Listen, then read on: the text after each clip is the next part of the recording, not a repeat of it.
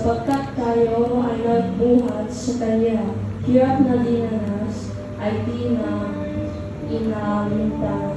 Di tayo malilimot ng ating ina.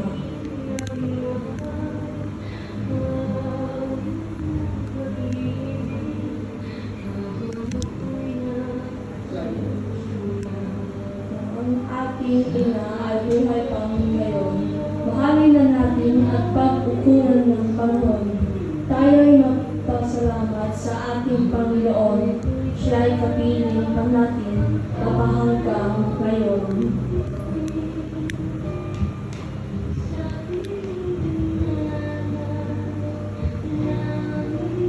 Tunay na mapalad ang mayroon kami na sa araw-araw ay ating kasama ang kanyang pag-iinggap at pag-aalala sa bawat sandali ating nadarama.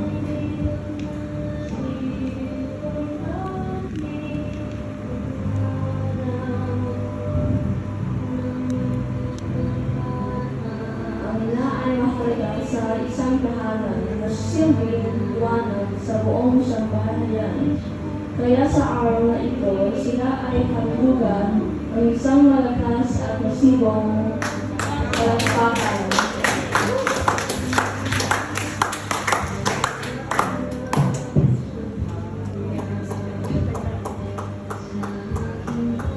Kung dumating ang araw na siya ay magdana, dapat nating alagahan at pagsilihan siya.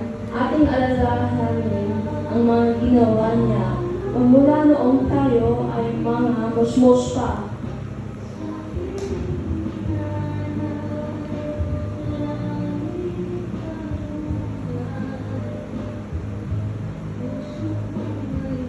Inay, salamat sa buhay ng inyong ibinigay.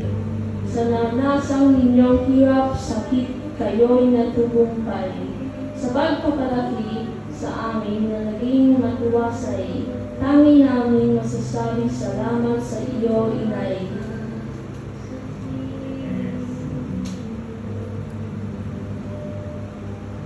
Dumating ang araw na tayo ay magkahiwalay. Ang pagmamahal ninyo ang magsisilbing aming gabay. Ang inyong pangaral ay ilaw na sa amin ng panganilaw. Iganatin namin ito sa aming puso habang kami nabubuhay.